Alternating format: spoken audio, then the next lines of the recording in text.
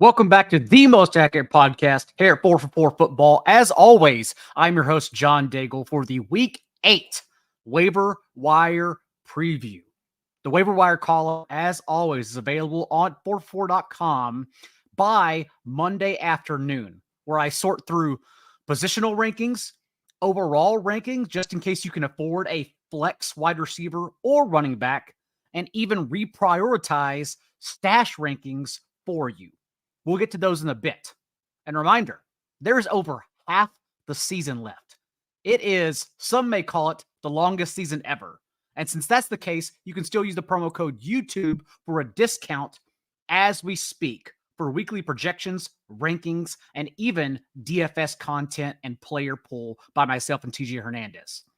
But when you go to 4for4.com right now, you will see the number one waiver wire pickup for Week 8 is none other than a man we've talked about in the past, Josh Downs. Because now, from Gardner Minshew, we've seen Michael Pittman lead the team with a 28.1% target share, and Downs check in second with a 22.2% target share.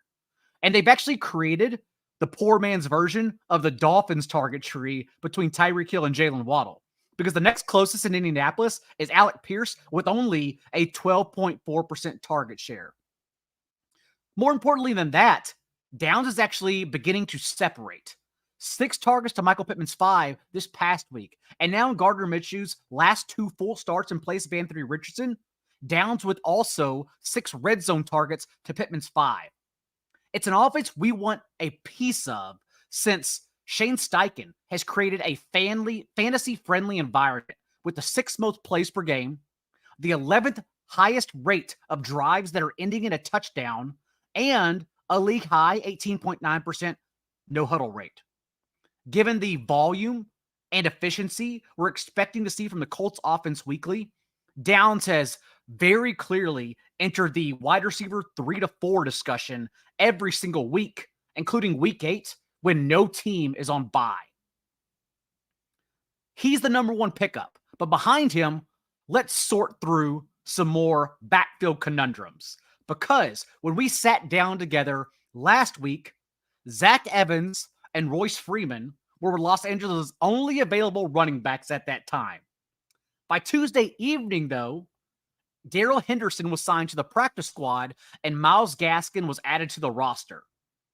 On Wednesday, Sean McVay was asked about it, and he was open in suggesting that they were clearly utilizing all 4 backs in practice to see who was the most ready to play. And then by Sunday morning, Adam Schefter brought it all home for us and reporting that, quote, the Rams would lean on Freeman and Henderson, unquote, against the Steelers. And that's exactly what we saw. Henderson started the game for the Rams, exploded for a 16-yard run on the team's first drive, and then Freeman replaced him on the second drive. But at the end of the day, Darrell Henderson is the player we want because he still out-touched Royce Freeman 19-12, handled all 3 of the team's backfield touches inside the 10-yard line, including their lone goal line carry, and ran 4 more routes than Freeman too.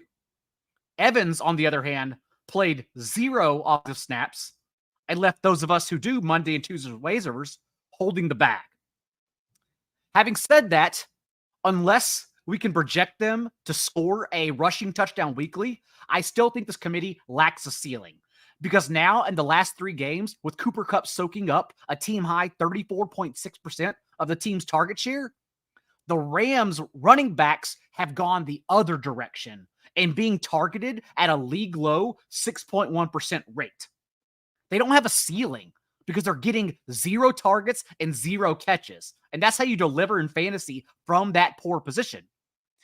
But if you're needing help off the waiver wire immediately, you can continue playing the Rams backfield shuffle game, the Rams bingo, and go to Darrell Henderson this week and Royce Freeman to a lesser extent, since Kyren Williams was placed on injured reserve. The Rams have a Week 10 bye, thus the earliest we are going to see Kyren Williams again is Week 12. Myles Gaskin, too, in deeper leagues, just to, again, keep playing this evil game with the Rams running backs.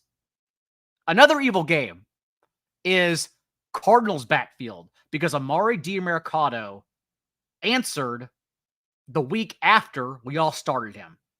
In week 6, recall, Keontae Ingram led the backfield with 12 touches. Damian Williams had 9 and Demercado only 3. But 2 weeks ago, Demercado still outsnapped both Ingram and Williams and ran more routes than the other two combined. And that pendulum swung back in favor of Demercado against the Seahawks, since he handled 92.8% of the Cardinals' running back carries, 94.4% of their backfield touches, and they eliminated Keontae Ingram altogether with 0 running back touches. If this is what we expect moving forward from the Cardinals running backs, and I would think it is until James Conner is eligible to return with Kyler Murray in a few weeks, until that point, Demercado needs to be back in our good graces as a weekly RB2 or 3. It wasn't personal. He just hurt us a little bit a couple weeks ago, but we should be willing to forgive him. Another wide receiver that I have ranked behind Josh Downs, but I think should be on our radars, is Rashid Shaheed, because now we've seen Shaheed run a route on over 80% of the Saints dropbacks in 3 of 4 games. The one outlier being the Saints' 34-0 beatdown over the Patriots. But what I like to look at is target shares. And while the rest of the team has come backwards since Alvin Kamara is leading the team in targets the last month since he returned, we've still seen Shaheed survive.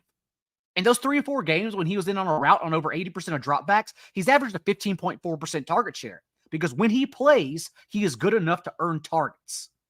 And then you look at the Saints' upcoming schedule, and their next 7 games, all of them are in a dome, creating a fantasy-friendly environment anytime the Saints trail, which we expect them to do since, 1, they're a bad team, but 2, they've literally trailed by 7+ points at the league's 2nd highest rate so far. If we expect them to stay passing from 11 personnel, which they've done at the league's 5th highest rate, Shaheed will be on the field, and Shaheed will continue earning targets as a flex option to help us out throughout the bye weeks, because the Saints will perpetually trail moving forward. And finally, Dalton Kincaid is the number 1 pick of among tight ends, and it's not surprising anyone. You could sense that it was trending this way the entire time, because Kincaid finally separated from Dawson Knox in week 4 with 8 more routes than Knox. But the following game, he was injured in the first half. But when he returned against the Patriots this past week, he picked up right where we left off, yet again running 8 more routes than Knox and recording a season-high 20.5% target share. And now Knox is out indefinitely following wrist surgery. And we're not just lazily connecting the dots and picking him up because he's the next man up. Kincaid has the profile we want to chase, considering Knox is out for the foreseeable future. Kincaid has first-round draft capital. He averaged a class-high 2.5 yards per route run last season, and he was one of only 3 FBS tight ends in 2022 to record 16 or more forced missed tackles. Now that we expect him to be the only tight end playing, I can expect this is the time where he actually breaks out, as opposed to splitting routes with Dawson Knox as he had done to this point of the season. So Kincaid should be on all of our radars, and we think Khalil Shakir will also be used slightly more for deeper leagues, since the Bills will now project to anyways scale back their top 10 rate of 12 personnel and use more 11 personnel and 3 wide sets with only 1 healthy starting tight end. Speaking of deeper leagues, we need to have a serious conversation about Jalin Hyatt, because he is coming off a season-high 18.5% target share from Tyrod Taylor in the box score.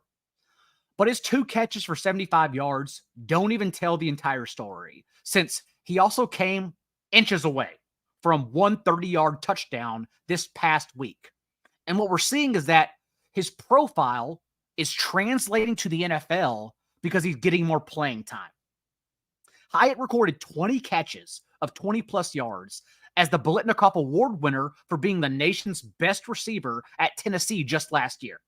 And in his last 2 games in New York's starting lineup, because Isaiah Hodgins has totaled just 25 routes, being eliminated from the offense entirely the past 2 games, no receiver in the league has been targeted 20 yards downfield at a higher rate, 66.7%, than Hyatt these past 2 weeks. If we think he's going to stay in 3 wide sets and the offense is suddenly able to move the ball because Tyrod Taylor is going to get done under pressure, Hyatt needs to be on our radars in both 12 and 14-team leagues. He's an amazing pickup for this upcoming game, even against a Jets secondary that is battling with a handful of injuries going into this next week. We've seen to this point of the season, the managers that are getting ahead and not having to splurge and potentially lose out on players like Zach Evans are usually bidding ahead of time and sprinkling fab on direct backups the week prior.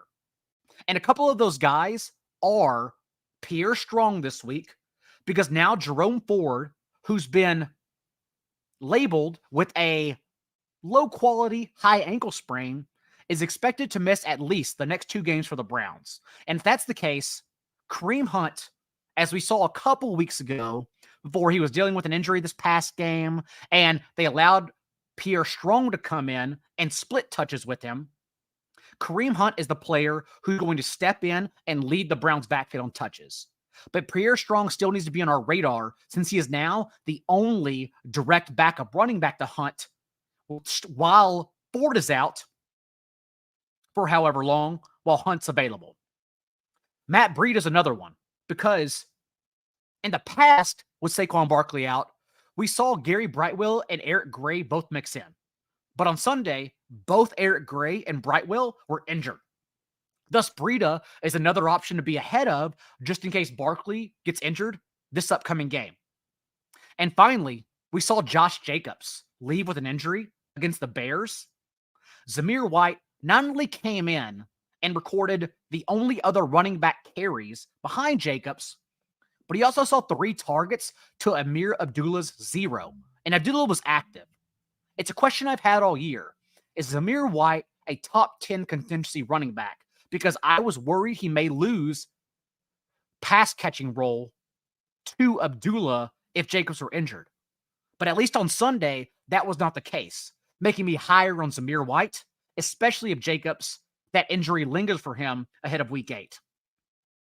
Jayden Reed is another player who should be back on our list because Christian Watson suffered a knee injury in the 4th quarter this past game against the Broncos, but he came out and told the media that, quote, he's doing all right, unquote. Having said that, we know Green Bay's practice report will have the final say on whether he plays or not. Fortunately, we've already seen Green Bay's target tree shake out in their first 3 games without Watson. And in that stretch of games, Jayden Reed earned a team-high 22.2% target share and 25% of the team's air yards. Romeo Doubs, who is rostered in 65% of Yahoo leagues, had a 19.4% target share. Doubs is obviously viable in those shallower leagues where he's somehow still available, since in those 3 games, he did record 5 end zone targets to Reed's 2. But Reed is the available player, and if we're removing Watson and potentially Luke Musgrave, who was also injured on Sunday, there are only 2, 3 other places to go at best for the Packers, and Jayden Reed is one of them. And finally, Gerald Everett, also injured on Sunday. And although the Chargers have been a miserable offense and literally bottom 3 in the league in yards per play since Mike Evans was injured in their last 3 games, we also have seen where they throw to alter in that time, because Justin Herbert had targeted his tight ends at only the 24th highest rate when Mike Williams was available.